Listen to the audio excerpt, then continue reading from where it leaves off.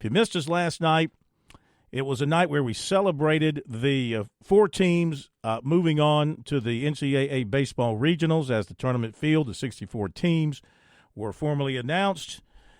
We also played some comments from Chad Holbrook, head coach at the College of Charleston, and felt his pain and felt the pain of his players as the Cougars were not included in the tournament despite 41 wins, despite 21 conference wins, despite a RPI of 44, despite winning regular season conference championship. Their only fault was not winning their tournament championship to get the automatic bid.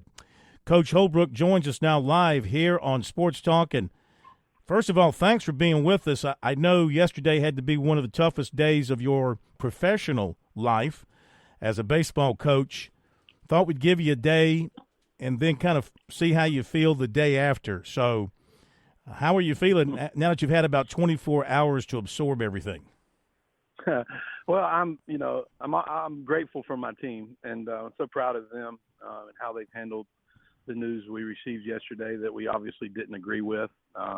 We had a really special team, a special group of kids, and it was one of the most, if not the most fun dugout that I've ever been in my 30 years of coaching. It was a special group, and I'm still mad. I'm gonna be mad and feel slighted, and no one will change my mind on that. And it's not necessarily because I feel like some of those teams weren't deserving to be in the NCAA tournament. I just know that my team was left out, and they had better resumes than some teams that were included. And no one can convince me otherwise. I think we're the only team.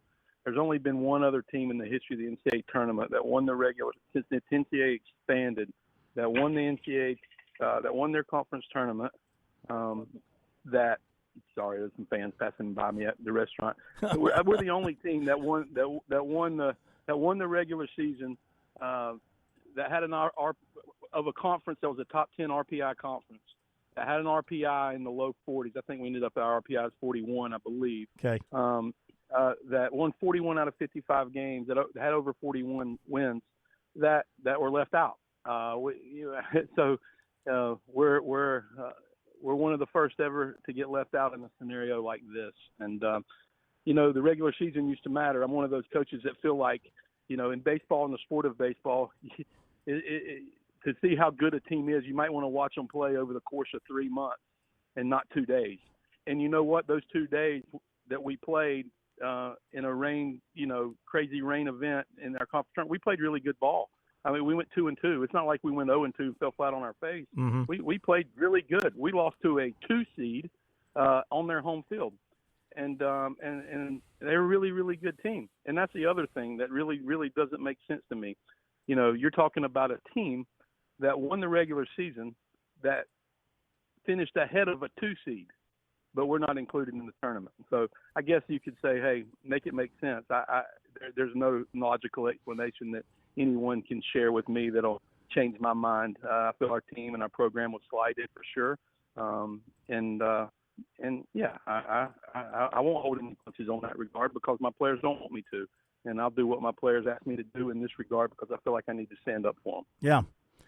I tell you what, I couldn't agree with you more. Everything you said just makes perfect sense. And, it's a subjective process when it comes to selecting the at-large teams. And I think in the case of the CAA, you got that committee, and I don't know who's on that committee person for person, but I think they go in with preconceived notions about certain leagues, Big South, CAA maybe. I mean, the history speaks for itself. And then you got, of course, the SEC, where if they could take all 14, they probably would have taken all 14. I mean, the point is those leagues, those power leagues, promote themselves, and everybody in there speaks about greatest league in America, and every game, everybody's tough, da-da-da-da. And so I think the committee finds it hard to leave out a 28-27 Florida. A team that's one game over 500. But because they're in the SEC, they have a hard time passing on them. Hey, you want me to give you a crazy stat? Our last 33 games, we were 28-5. We won as many games our last 33 games as Florida won in the entire regular season. So listen, it's a little personal for me, and I hate it to be personal because I know the difference between a great regular season, a terrific team, and a mediocre regular season. I was fired for going 13-17. All right, so I know what going 13-17 feels like. Mm-hmm. I lost my job because of it. I'm not saying 13-17 teams shouldn't be in because the SEC is such an incredible league, but you can't convince me that 21-5 in a top 10 RPI league should be left out. You know, and a lot of people don't understand either is like we play 27 games. So if you do the math, you know, there's going to be a team that plays 15 games on the road and 12 at home. Or 15 at home and 12 on the road. Right. We played 15 on the road and 12 at home, and we finished ahead of a 2 seed that played 15 at home and 12 on the road. You can't. There's no logical explanation. And hey, listen, I'm not going to compare our program or any of our teams with a team from the SEC. They are the standard of college baseball. But there are other mid-major teams that neither won their regular season, that went 1 or 2 and out, 2 and Q in their conference tournament, and those mid-major teams are still in. That's my problem. That's my beef. When you compare mid-major to mid-major, we still are above teams that got in that didn't win a regular season championship and didn't advance to the championship in their conference tournament like we did. We didn't fall flat on our face in the conference tournament. We advanced to the championship game on our opponent's home field that is a 2 seed in a regional. There's no shame in that. So it's not like the conference tournament performance got us out of the NCAA tournament. I mean, we performed well in the conference tournament. And we performed at a incredible level our last 33 games. And then the committee member and the head of the committee gets on TV and says, "Hey, we really played close attention to what these teams did within their conference regular season." Well, they did it for other teams, but they didn't do that for us. Yeah. Well, we really looked hard at the RPI. Well, we looked hard at the RPI for other teams, but not for us because our RPI is higher than those other teams that you got in, like a James Madison, for example. I think Coastal Carolina is the standard for mid-major baseball programs. They have been great for a long period of time, but they also finished 7th in their league this year. Their coach after the conference tournament also made it sound awfully clear that he didn't think they deserved a bid to the NCAA tournament. But I'll go back to my statement, and I don't think anyone can convince me otherwise. The only metric we fell short in is that we didn't have a voice in the room, and we didn't have anybody in that room fighting for us. Yeah. And the teams that got in had voices in that room. The teams that were mid-majors, excluding the SEC, had voices in that room. And you can look at every mid-major in that. And, people can say, "Hey, Holbrook, quit crying over spilled milk. You cry me a river." Huh. I owe it to my team to speak up for them. And I owe it to the mid-major programs in our league to make sure something like this maybe doesn't happen next year or the year after that. Every team should have a voice in the room. I mean, every conference should have someone in there fighting for their representatives. We didn't, and ultimately that's why we were left out. The only other team, Wofford a couple years ago got left out with a similar situation. And you know what? But you know what was it? And they won 40-plus games. They won the Southern Conference regular season. They had a similar resume to us. And you know why they were left out? The same reason we were left out. They had no voice in the room. And you flip it around and look and analyze the mid-majors that didn't win conference championships and ask why they are in, and look at the representatives that were on the committee supporting those schools. It's really clear what occurred, and no one can convince me otherwise. Yeah. Great point, talking to Chad Holbrook. That was going to be my question. So, obviously, you've made it clear there was no one advocating for you guys, or if it had been somebody else from the CAA. The CAA had no representation, nobody in there to lay out exactly what you just laid out, because you make an argument that cannot be refuted, I think. No. Listen. somebody says, hey, I hate it for, College of Charleston, but he just fell short. Well, I ask you then, compare our resume to James Madison. Compare our resumes to UConn's. Compare our resumes to Coastal Carolina's. I mean, I don't mean that. I will never ask anyone to compare our resumes to the SEC or the ACC. That's different. I understand what conferences rule the roost. I'm comparing mid-major to mid-major. And our kids were denied an opportunity to keep playing, which they performed at a higher level and had higher metrics than the other mid-majors that were let in. And those other mid-majors that were let in had representatives in the room. Those facts cannot be disputed. Coach, quite frankly, I think you're probably picking on the wrong people. I think Florida didn't deserve to be in, and you guys should have been in their place, but that's neither here nor there. Well, how much, in fairness, though? Well, go ahead. Go ahead. I was going to say, in fairness, though, how much do you think your non-conference strength of schedule hurt your team? Well, we play who we – I'm sure it did. You can poke a hole in every single metric of every team to fit whatever narrative you're shooting for. I mean, at the end of the day, you understand that mid-major programs have budgetary restrictions. They have places they can't go. You understand that we tried like heck to play teams in the state.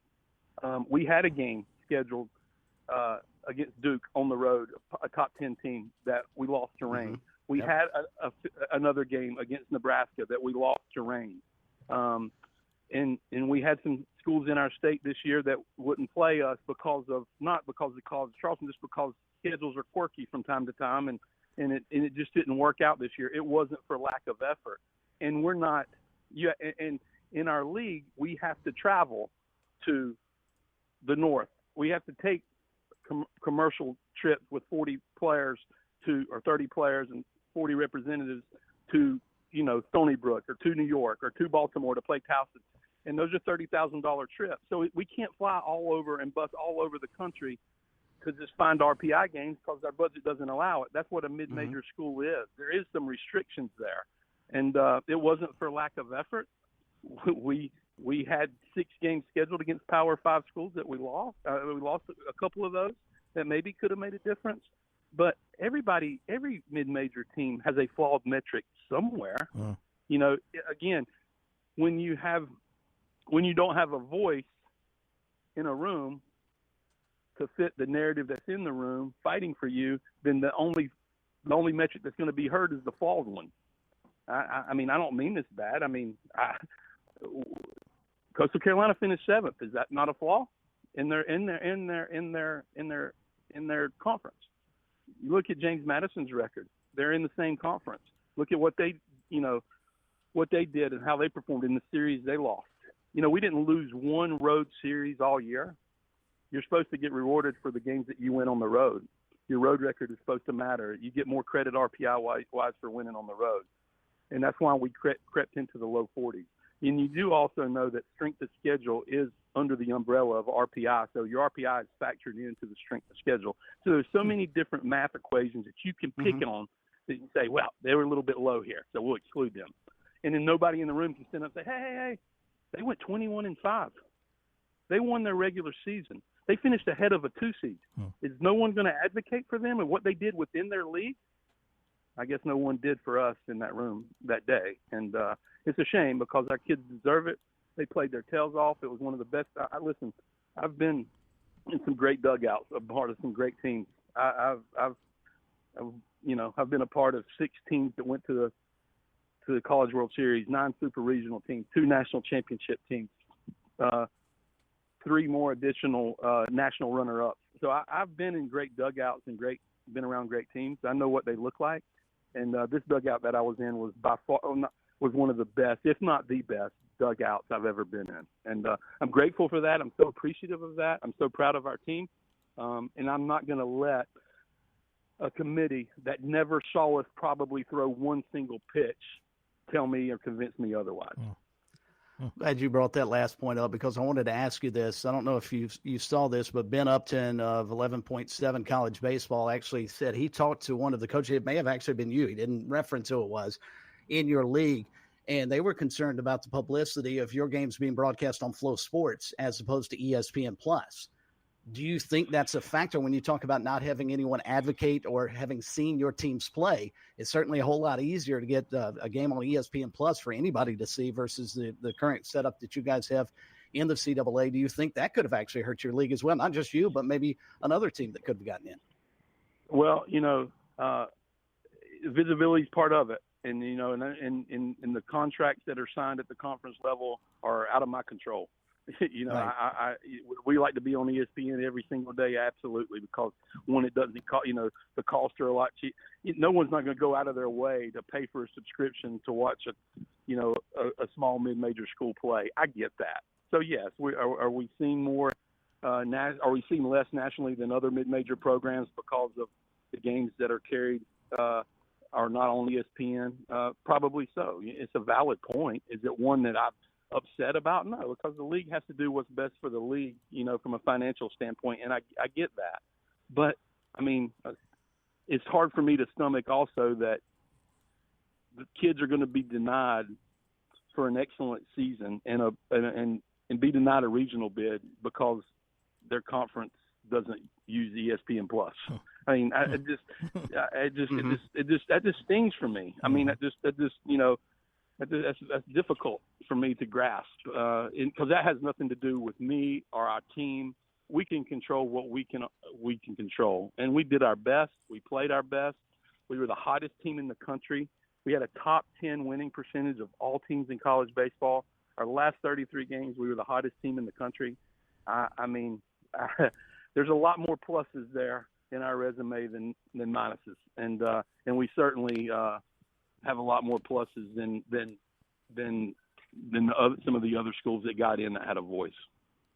College for Charleston head baseball coach Chad Holbrook, an outstanding argument about reasons why his team should be playing this weekend, and unfortunately they are not. Coach, one other thing I was fascinated with, at the end of the selection show, this kind of almost went off the radar because they threw it in at the last minute, but one of the guys on the panel was actually advocating for the possibility of expanding the tournament to take care of possibly a team like yours and make sure they get in because they deserve to get in. In your mind, would expansion fix the problem, or does it open up an avenue for more ACC, SEC, Big 12 teams to get in? Oh, well, I mean, I bring up a couple points. Do I think the selection process should be looked at closer and examined harder because of what happened to our team? Absolutely. And I hope some changes in the selection process can occur. Am I for expansion? I think college baseball has grown exponentially. I think it's a very popular sport. It's viewed, the crowds, the stadiums, the facilities, the product that we have because of NIL and the power of the SEC and the power of the ACC and the power of the Power Five. I mean, it's such a great product. So the visibility is at an all-time high. So if there isn't a time, I know Kyle Peterson mentioned that, and I think the reason why he mentioned it is honestly because he felt very sorry for us. I've spoken with the folks at D1 baseball. They can't grasp and put their head around why we were left out either. So I know I'm not like on a ledge by myself screaming alone and saying, hey, wait a minute, this is not right. There are other people that study this religiously that feel the same way I do. So that does give me comfort that I'm not just, a biased homer, trying to just, people that study it religiously agree with me. And I think that's one of the reasons those points were made that, hey, there's teams here that are deserving. They could be included if we had a play-in game here or a play-in game there. Would I be excited about going to Athens, Georgia, and playing another mid-major team for the right to get into that regional on Thursday when it starts right? Absolutely, I would. Would that give our kids an awesome opportunity, even it being one game? Absolutely, it would. And maybe that's what the mid-majors need, is at least an opportunity. Hey, I'm not. This is another point, and I disagree with Matt Hogue big time. I'm not afraid to say it. I think we were slighted, but here's my problem: the mid-major programs have won and advanced to the College World Series. He's the AD at a school, at a mid-major school, maybe the standard of mid-major baseball programs that have won an NCAA tournament. he should know a mid-major team has that opportunity to play at a very high level. His own school did it. Stony Brook advanced to the College World Series. Kent State advanced to the College World Series. We're one of the only sports where the mid-major has a fighting chance. And that head of the committee knows that. And I feel slighted that he turned his back on us. Chad, we can't thank you enough for being with us. I know it's been a difficult couple of days. Probably going to take you a long time to get over this. Maybe something good will come out of it. Maybe they will expand. Maybe they'll decide to put a representative from every league on the committee so your league can be representative. Your league will have somebody in that room saying, hey, take a look at us, take a look at this. Maybe something good will come out of it. Well, I feel like if nothing's said and if I don't stand up for my team and my school and our program and our players, then nothing will ever be done. Somebody's got to speak up, in my opinion.